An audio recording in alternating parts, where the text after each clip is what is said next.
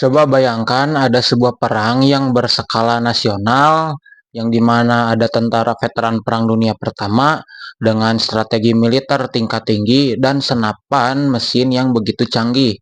Yang dimana senapan mesin ini sekali nembak pun bisa ngeluarin sampai ratusan peluru. Nah, sekarang coba tebak, siapakah musuhnya? Apakah musuhnya itu para pemberontak, atau teroris, atau negara lain? Kalau kalian berpikir seperti itu, selamat, kalian salah besar.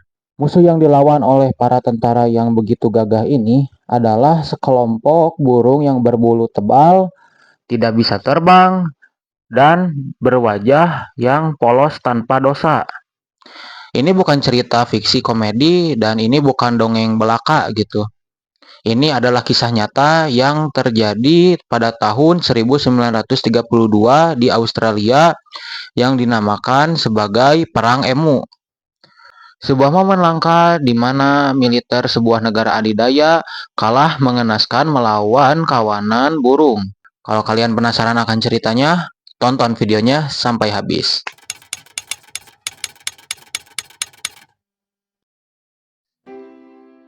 Oke, Sampurasun barudak kembali deui di channel Mang Alip Ngawangkong.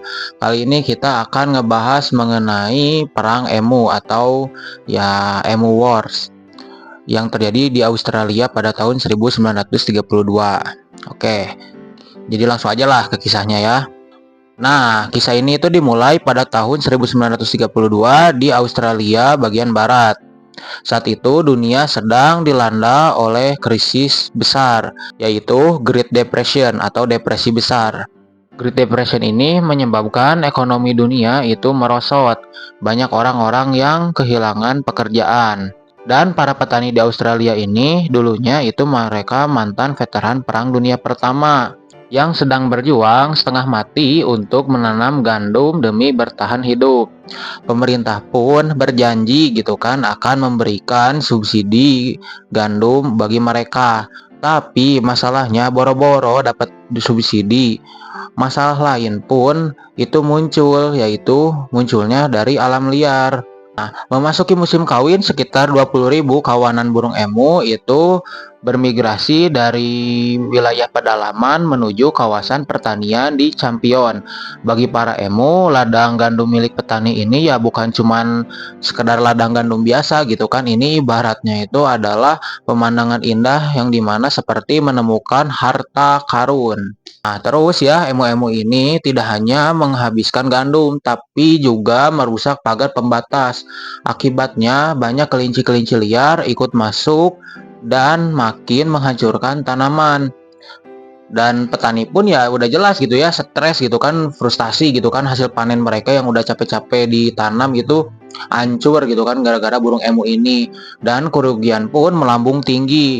Dan sebagai mantan tentara gitu ya, para petani ini ya tahu solusinya mereka mau mengadu ke siapa. Ya jelas kepada Kementerian Pertahanan Australia. Nah, lanjutlah pesan itu udah sampai nih ke Kemenhan Australia. Kemenhan Australia pada saat itu namanya Sir George Pierce melihat ini sebagai kesempatan emas, misi yang mudah gitu ya. Dia tuh nganggap misi ini tuh mudah dan bisa meningkatkan popularitas pemerintahan sekaligus membantu para veteran. Dia pun langsung gitu kan ya, si Sir George ini memerintahkan pasukan militer resmi nih yang dipimpin oleh Mayor Meredith dari Royal Australian Army. Nah, peralatan tempur pun yang dibawa itu ya gak main-main gitu. Salah satunya ya ada 2 senapan mesin Lewis gun dan 10.000 butir peluru. Strateginya ya yang dipakai itu cukup sederhana gitu kan. Mereka cukup cari kawanan burung emu gitu. Ibaratnya burung emu itu ya kawanannya dicari terus dikepung gitu. Setelah dikepung, ya udah tinggal senapan mesin itu langsung gitu kan ya, dan akhirnya selesai gitu kan selama beberapa hari doang gitu. Tapi para tentara ini lupa akan satu hal. Mereka tidak sedang cuman melawan seperti musuh biasa gitu kan atau manusia biasa. Nah, mereka ini sebenarnya lagi bertempur melawan taktik gerilya ala kawanan burung. Tanggal 2 November 1932, serangan pertama pada akhirnya dilancarkan. Pasukan militer menemukan sekitar 50 ekor burung emu. Mereka menyiapkan senapan mesin gitu, langsung ya disiapin gitu senapan mesin, dan pada akhirnya mulai menembak. Namun apakah yang terjadi? Emu-emu itu ternyata nggak panik gitu dalam kelompok gitu. Nah, begitu mendengar suara tembakan, kawanan emu ini langsung memecah jadi kelompok-kelompok kecil dan berlari kencang ke segala arah. Nah, sebagai informasi gitu ya, ini mah just for informasi, burung emu ini bisa berlari hingga 50 km per jam. Senapan mesin Lewis gun ini ya, kalau kita lihat gambarnya gitu ya, kalau kita lihat bentukannya itu kan adalah senapan mesin berat yang dimana nggak bisa gitu diputerin secara cepat kayak gini, itu cukup berat gitu. Dan hasil pertempuran pertama gitu ya hanya beberapa burung emu yang tewas gitu, sementara ribuan peluru itu terbuang sia-sia. Ya kebayang gitu, udah mah kelompok kecil larinya bisa 50 km per jam ke berbagai arah dengan senapan mesin yang begitu berat gitu. Ya kalian coba bayangin aja gitu. Kalau nggak tahu Lewis gun itu seperti apa, search aja di Google. Lanjut, 2 hari kemudian Mayor Meredith langsung menyiapkan jebakan yang lebih cerdas. Mereka mengintai sekitar 10.000 ekor emu yang sedang menuju bendungan. Tentara pun bersembunyi hingga burung emu ini mendekat gitu kan, mendekat ngumpul ke bendungan-bendungan tersebut untuk minum, dan tentara mengintai lalu menunggu sampai akhirnya menembak. Di saat menembak gitu kan, senapan mesinnya pun ya ada yang macet gitu kan, dan sebelum macet itu pun hanya menembakkan beberapa peluru. Kawanan emu yang kaget langsung melesat pergi. Frustasi karena berjalannya setiap pertempuran itu mereka selalu gagal, Mayor Meredith mencoba hal gila gitu kan, ide gila, yaitu ia memasang senapan mesin di atas truk yang sedang melaju. Rencananya truk akan mengejar emu sambil menembak secara ugal-ugalan. Tapi realitanya medan di Australia ini ya sangat bergelombang gitu ya. Truk pun ya kalau ya harus ngejar burung emu yang 50 km per jam larinya, ditambah lagi dengan senapan mesin yang berat, dan truk harus ngebut gitu kan, ya udah jelas pasti terguncang hebat gitu kan ya, sampai menembaknya pun bahkan tidak ada yang bisa memegang senjata lagi gitu, gak ada yang bisa ngontrol senjata tersebut, apalagi untuk membidik dengan secara akurat gitu. Dan puncaknya, seekor emu yang panik malah ada yang tersangkut di roda truk menyebabkan truk hilang kendali dan menabrak pagar. Mayor Meredith pun pada akhirnya sampai menuliskan laporan yang sangat legendaris. Dia berkata, jika kita memiliki divisi militer dengan kapasitas menahan peluru seperti burung-burung ini, pasukan itu akan mampu menghadapi tentara manapun di dunia. Mereka bisa menghadapi senapan mesin dengan ketebalan layaknya tank. Nah, ternyata setelah diteliti ya, burung emu ini ternyata memiliki struktur organisasi yang alami. Nah, dalam setiap kelompok ada satu emu jantan yang berukuran besar yang bertindak sebagai pengawas. Nah, emu ini berdiri gitu kan di dalam kawanan itu, memantau pergerakan bahaya di sekitar, ya salah satunya pergerakan daripada tentara ini. Dan begitu adanya bahaya, dia pun akhirnya memberikan sinyal kepada kawanan burung emu yang lain agar kabur gitu kan. Jadi sebelum tentaranya udah sempat mau nembak gitu pun, ataupun gitu ya, tentara itu baru nembak sedikit, dia langsung ngasih sinyal gitu. Pada 8 November tahun 1932, hanya 6 hari setelah operasi ini dimulai, Parlemen Australia akhirnya menarik mundur pasukan militer. Hasil akhir dari perang pertama itu adalah peluru terpakai sekitar 25.000 butir peluru, atau sekitar dari 25% total peluru amunisi.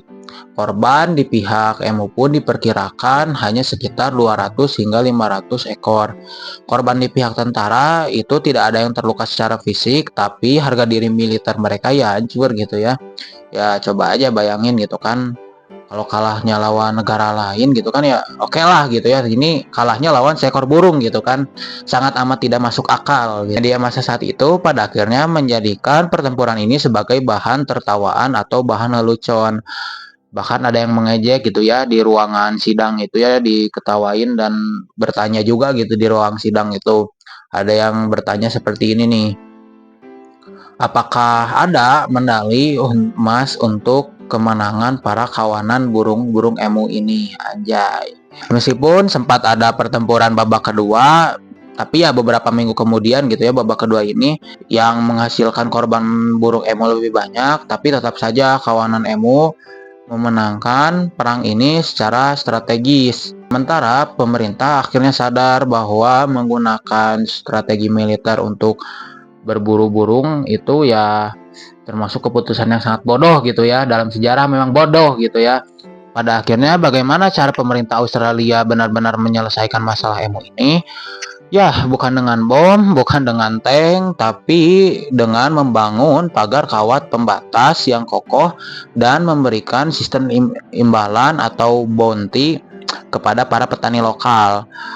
Pagar sederhananya ini ya adalah pagar yang lebih kuat dan kokoh dibanding sebelumnya gitu kan, yang bisa dihancurkan oleh kawanan burung emu, dan ternyata hasilnya itu jauh lebih efektif dibanding menggunakan senapan mesin kelas berat. Para emu ini menjadi pengingat gitu ya kepada manusia gitu, pengingat yang kocak tapi sekaligus berharga, bahwa terkadang kesombongan teknologi manusia ini bisa dengan mudah gitu ditekuk atau ditundukkan oleh kecerdikan dan ketahanan alam liar. Jadi kalau hari ini ya kalian itu misal ngerasa harinya itu sial gitu ya, ingat gitulah ya, pada tahun 1932 ada tentara terlatih dari sebuah negara adidaya gitu ya, kalah telak melawan sekelompok burung yang pemakan gandum. Ya kalau kita mendapatkan ibroh gitu ya dari kejadian ini, memang benar kita sebagai manusia itu ya gak boleh sombong gitu ya. Gak boleh sombong ya, karena ya pada dasarnya manusia ini ya kecil gitu. Manusia ini kecil gitu di hadapan alam semesta dan di hadapan Allah Subhanahu wa taala. Mungkin itu saja ya ibroh yang bisa kita ambil atau kemaksudan yang bisa kita ambil dari perang emu ini. Ya, ya segitulah pembahasannya. Kalau kalian suka dengan ya konten seperti ini, jangan lupa like, comment, subscribe gitu. Dan ya jangan lupa juga tungguin video-video berikutnya. Saya Alif Ramadhani atau Mang Alif Ngawangkong gitu ya, buat para wangkongers.